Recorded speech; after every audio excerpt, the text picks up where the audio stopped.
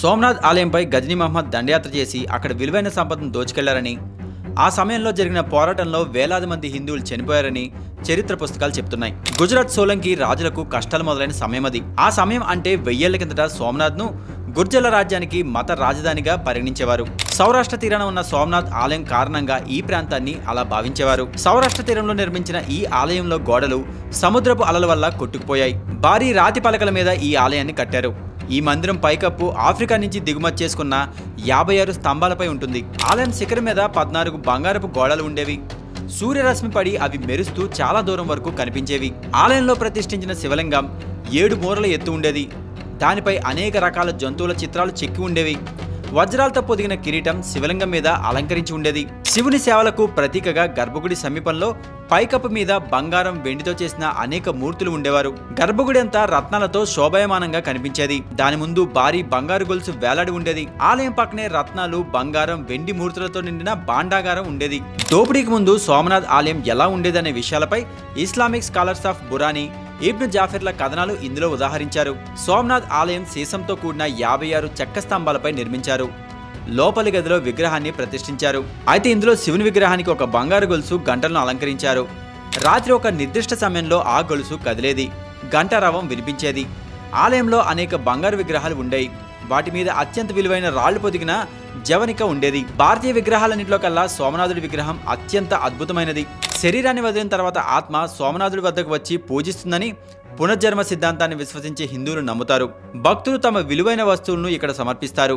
ఆలయ భరణం, పోషణ కోసం 10,000 గ్రామాలను కేటాయించారు. ఆలయంలో అత్యంత ఆకర్షణీయమైన విలువైన రత్నాలను పొందుపరిచారు. ఆలయంలో విగ్రహాలకు పూజలు చేయడానికి తీర్థ యాత్రికుల కోసం 1000 మంది బ్రాహ్మణులు ఇక్కడ ఉండేవారు. యాత్రికుల తలనీలాలు తీయడానికి 300 మంది క్షరకులు ఉండేవారని ఆ పుస్తకంలో వివరించారు. సోమనాథ్ ఆలయ పునరుద్ధరణ సమయంలో ప్రాథమిక పరిశోధన చేసిన చరిత్రకారుడు రత్నమణిరావు భీంబీరావు తన పుస్తకంలో చాలా విషయాలు రాశారు. 11వ శతాబ్దం ఆరంభంలో భారత్లోని సోమనాథ్ కీర్తి చాలా పెరిగింది. దేశవ్యాప్తంగా సోమనాథుడి కీర్తి పాకింది. సోమనాథుడి సంపద కూడా భారీగా ఉంది. కాబట్టి సోమనాథుడి కీర్తిపై మహమ్మద్ల దృష్టి పడింది. ఆ తర్వాత మహమ్మద్ సైన్యం మొత్తం సోమనాథుడిపై దండెత్తారు. 3వ రోజున మహమ్మద్ సైన్యం 2 సార్లు దాడి చేసి కోటను స్వాధీనం చేసుకున్నారు. అయితే అక్కడ జరిగిన దాడులను మహమ్మద్ సేనలను ఎక్కువసేపు ప్రతిఘటించలేకపోయారు. రత్నమణిరావు ప్రభాస్ సోమనాథ్లో ఇక్కడ ఎలాంటి సహాయం లభించలేదని మహమ్మద్కి తెలుసు. ఆయన ఎదుర్కోవడానికి సాయం కోసం సోమనాథ్ సైనికులు ఎదురుచూస్తున్నారు. అలాగే భీమ్దేవ్ చాలా ఆలస్యంగా రాజ్యాన్ని, ఇష్టదేవుణ్ణి రక్షించుకోవడానికి సన్నాహాలు చేశారు. మంగ్రోల్ పాలకుడైన ఆయన కుమారుడు జైపాల్ కూడా భీమ్దేవ్ సహాయం కోసం ఎదురుచూశారని ఆయన పుస్తకంలో రాశారు. ఈ యుద్ధాన్ని వీలైనంత తొందరగా ముగించి గజనీకి తిరిగి చేరుకోవాలని మహమ్మద్ అనుకున్నారని రత్నమణిరావు ఆయన పుస్తకంలో రాశారు. మహమ్మద్ తన సైన్యంలో చిన్న దళాలను ఏర్పాటు చేసి వాటిలో ఒకటి కోట వద్ద ఉంచారు. చుట్టుపక్కల నుంచి సోమనాథ్ సైనికులకు వచ్చే సహాయాన్ని అడ్డుకోవడానికి ఇతర దళాల్ని పంపారు మహమ్మద్. ఇంతలో భీమ్దేవ్ సైనిక బలాన్ని సేకరించి దాడికి వస్తున్నారని మహమ్మద్కి తెలిసి స్వయంగా ఆ మార్గంలోనే వెళ్లారు.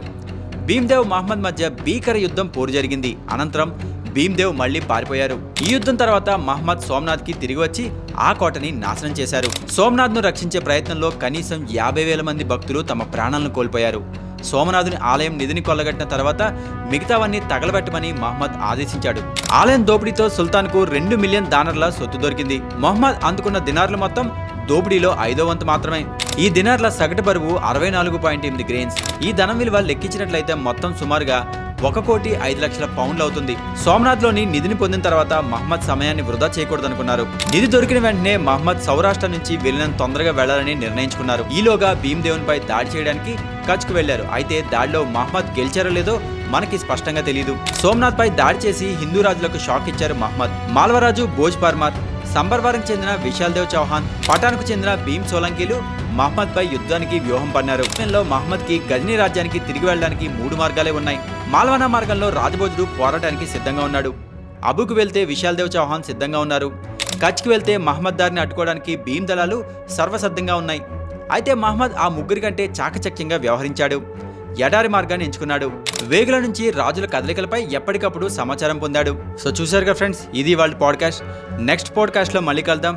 This is Ashok signing off.